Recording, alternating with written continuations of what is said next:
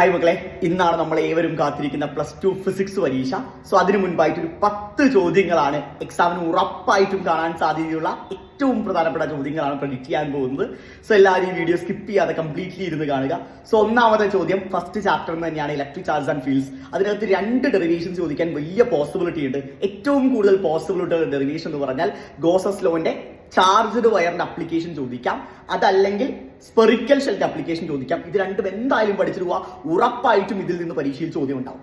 ഇവ രണ്ടും അല്ലെങ്കിൽ പിന്നീടുള്ള പോസിബിലിറ്റി എന്ന് പറഞ്ഞാൽ നമ്മുടെ ടോർക്കിന്റെ ഡെറിവേഷൻ ആണ്. Torque equal to P E sine theta. ഇത് എന്തായാലും പഠിച്ചിട്ട് പോവാ, പരീക്ഷയിൽ ഉറപ്പുള്ള ചോദ്യമാണ്. സെക്കൻഡ് ചാപ്റ്ററിൽ നിന്ന് പാരലൽ പ്ലേറ്റ് കപ്പാസിറ്ററിന്റെ കപ്പാസിറ്റൻസ് കൃത്യമായി തന്നെ പഠിച്ചിട്ട് വയ്ക്കോ, ഒരു കോംപ്രമൈസും അതിനകത്ത് വെക്കരുത്. തേർഡ് ചാപ്റ്ററിന് വീസ്റ്റം ബ്രിഡ്ജ് പഠിച്ചിട്ട് വയ്ക്കോ, മോഡൽ എക്സാമിന് ചോദിച്ചാലും വീണ്ടും ചോദിക്കാൻ പോസിബിലിറ്റി ഉണ്ട് വീസ്റ്റം ബ്രിഡ്ജ്. സിമിലർ വേ കണ്ടക്ടർ, സെമി കണ്ടക്ടർ, അലോയ്സ് ഇവയുടെ ടെമ്പറേച്ചർ ഡിപ്പെൻഡൻസിന്റെ ഗ്രാഫ് പഠിച്ചിട്ട് വയ്ക്കും. ഫോർത്ത് ചാപ്റ്റർ ബയോട്ട് സാവേർട്സ് ലോ, ഒരു സംശയവും വേണ്ട, ബയോട്ട് സാവേർട്സ് ലോ ചോദ്യ പേപ്പറിൽ ഉണ്ട്. അടുത്തത് ഇലക്ട്രോ മാഗ്നറ്റിക് ഇൻഡക്ഷൻ എന്ന് പറയുന്ന ചാപ്റ്ററിൽ നിന്ന് മോഷണൽ EMF എന്തായാലും പഠിച്ചിട്ട് വെക്കോ.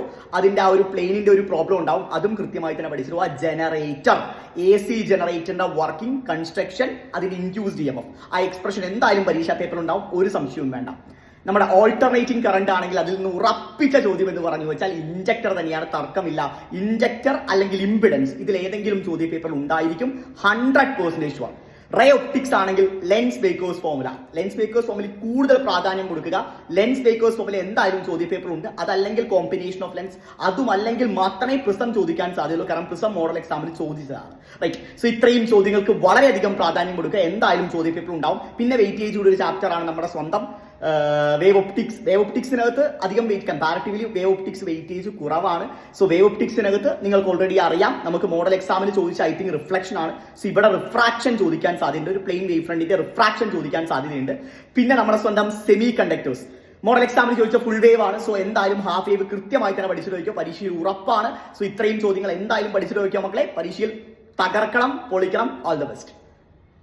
ഹായ് മക്കളെ, ഇന്നാണ് നമ്മൾ ഏവരും കാത്തിരിക്കുന്ന +2 ഫിസിക്സ് പരീക്ഷ. സോ അതിനു മുൻപായിട്ട് ഒരു 10 ചോദ്യങ്ങളാണ് എക്സാമിന് ഉറപ്പായിട്ടും കാണാൻ സാധ്യതയുള്ള ഏറ്റവും പ്രധാനപ്പെട്ട ചോദ്യങ്ങളാണ് പ്രഡിക്റ്റ് ചെയ്യാൻ പോകുന്നത്. സോ എല്ലാവരും ഈ വീഡിയോ സ്കിപ്പ് ചെയ്യാതെ കംപ്ലീറ്റ്ലി ഇരുന്ന് കാണുക.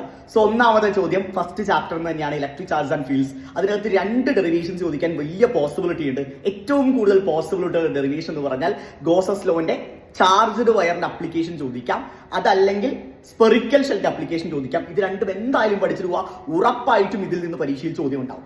ഇവ രണ്ടും അല്ലെങ്കിൽ പിന്നീടുള്ള പോസിബിലിറ്റി എന്ന് പറഞ്ഞാൽ നമ്മുടെ ടോർക്കിന്റെ ഡെറിവേഷൻ ആണ്. Torque equal to P E sine theta. ഇത് എന്തായാലും പഠിച്ചിട്ട് പോവാ, പരീക്ഷയിൽ ഉറപ്പുള്ള ചോദ്യമാണ്. സെക്കൻഡ് ചാപ്റ്ററിൽ നിന്ന് പാരലൽ പ്ലേറ്റ് കപ്പാസിറ്ററിന്റെ കപ്പാസിറ്റൻസ് കൃത്യമായി തന്നെ